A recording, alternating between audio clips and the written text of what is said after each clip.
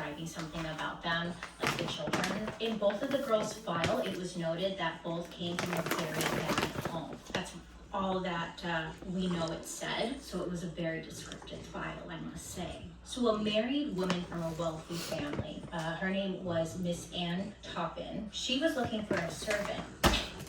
She went to an orphanage, which is not funny, but like, come on, wild times. So yeah, she was looking for a servant, like some help around her house, and that's when she decided to take an orphan. Not because she really wanted to help any of the children, oh no.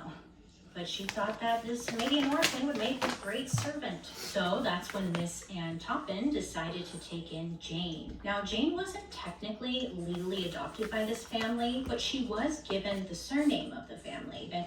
So additionally, from your vegetables and the foods that we offer, you can choose to do an add-on of bread, eggs, or milk, which would be an upfront share cost, and then you would get those delivered weekly. You can also check out our add-on store and see what items you want to purchase. Additionally, like spices or cheeses or meats, all sourced locally to make your box a little bit more like complete and like a one-stop shop.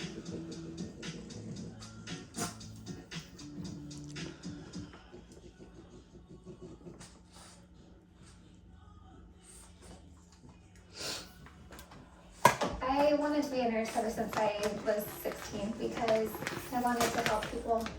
I love to mentor other nurses. That's my favorite part of my job. And so I decided that I wanted to pursue my MSN at WVU. It's already opened doors for me. I've been able to apply for my dream job of being a nurse educator. W2 was great.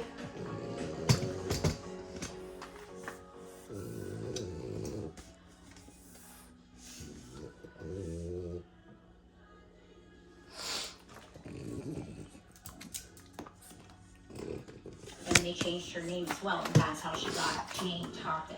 Her other name, they just didn't like it. They wanted like an American sounding name. The Toppins also had another daughter, and her name was Elizabeth. She and Elizabeth got along pretty well. They were around the same age, but of course Elizabeth would often remind Jane that she was technically beneath her and the family, and just really set Jane in her place. The family was overall pretty fair to Jane, but they did remind her constantly of her Irish. Did you like it, Papa? Where she came Huh? from. At this time, Irish immigrants were highly criticized. Sometimes, You liked it? or a lot of times, they would not be able to find work or live in certain apartments or homes due to being Irish. A common sign that would be placed like on a window or a door, whatever, outside of workplaces would say, quote, "No Irish." No, You liked so it? They constantly, the family would remind Jane that she couldn't go anywhere else, that she should be there for the family. She should be grateful to the family for providing her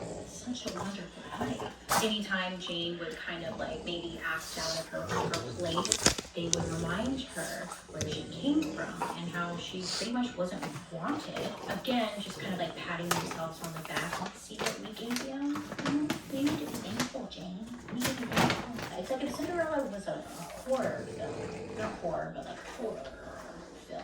Elizabeth and Jane, they were good friends, best friends, but deep down, Jane would be feeling a little bit jealous, okay? Elizabeth was the daughter of this amazing wealthy family, and Jane was just a servant. And Jane was really nice to Elizabeth, like to her face or whatever, but deep down it was like the tension would build and build and build as the years went on. As Jane was a teenager, many would describe her as super chatty, she was friendly, she was really easy to like. She was a fantastic party guest and told many great stories. Many in the neighborhood trusted Jane to babysit the children or to like watch friends' children. Friends would come over to a party at the home, drop the kids off with Jane, she would watch them. People just really trusted Jane and everyone seemed to really like her too. But Jane was so liked because she created a character, okay? She was a pathological liar. Jane told great stories, right? Grand stories. She would go on about her family, saying that her father was a sailor and that her sister married a wealthy prince. People would just be like, wow, Jane, wow. Sailor, prince, oh, wow, Jane. Say no more. We believed her. I don't think they had a reason to question reality was that her father was a drunk and who sewed his eyes shut. And her sister sadly ended up passing away. Her sister passed away because she ended up becoming a sex worker and she got killed when she was working the sex. I guess we could do a whole nother video on that. I don't really know too much about the sister, like it's not much is said other than she died in her place of work. Jane's stories would continue like over into school, and she just loved to gossip, and she loved or just enjoyed bringing other people down. Jane would make up stories about fellow classmates, things like that they were cheating in school or just up to no good, just lies, lies. She would make up lies about people who she just didn't really like that much. A lot of the times it would lead to them getting into trouble. The students would get pulled into the office and they'd get a talking to, and then they would get like expelled from school. So Jane felt like she was really just running the show, right? I mean, she hadn't gotten in trouble, called out for any of these things that she was doing. And when the rumors would come back around and they'd be like, Jane, we need to talk to you. We heard you were the one who like started this rumor. Jane was just able to talk herself out of anything. She was just a really good talker, but she was also just a good liar too. So she was never got in trouble for anything she did. In the late 1880s, from 1885 to 1887, Jane began nursing training at Cambridge Hospital. Jane was a strong woman. That would be important because she would have to like lift up patients, help them out. They needed to get up.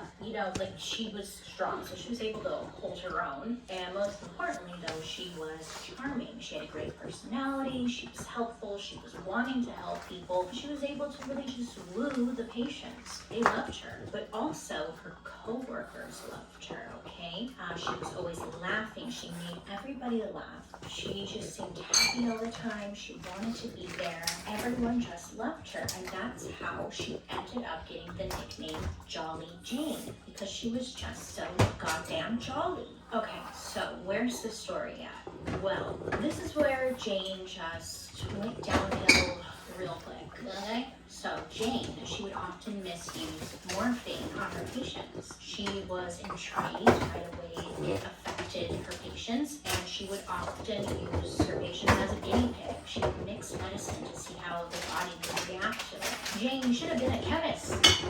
Jane, you want to get some reactions, chemistry to solve all her problems. Jane would inject her patients with morphine and atropine. The mixture could knock the patients completely out, like they were sleeping, just not kill them. Or she would give a little bit just to prevent them from moving around, but they would be like still awake, but they couldn't move their body, which sounds awful. But she would kind of like play around to see, what kind of result she would get when she mixed these two together. And a lot of the time she liked it when the patients would be in like this zombie state where they're awake, they know what's going on, but they can't move their body. That's not really a zombie feeling, but okay, she liked that. She spent a lot of her time alone with patients, making up fake charts and medicating them to drift in and out of consciousness, even getting into bed and sexually abusing them when she knocked them out. It was said that Jane only did this if the patient was knocked out, but then if you read other articles, Jane said that she liked it when people were like in and out, when they were still awake. This is a personal opinion, but I feel like she probably also did it when they were awake too. That sense of control. Anyways, Jane would give the patients the medicine by needle. Sometimes she would mix it into the patient's drink or through enemas. So she was like making her own aquafana, right? So this concoction, the morphine and the atropine, sometimes it would kill her patients. And as they lie dying, she would crawl into bed with them. She would hold them, she would caress them, and she would whisper in their ears. We don't know what she said, but she said sometimes she would just whisper like soothing things into their ear. So she was just a full-blown creep, honestly.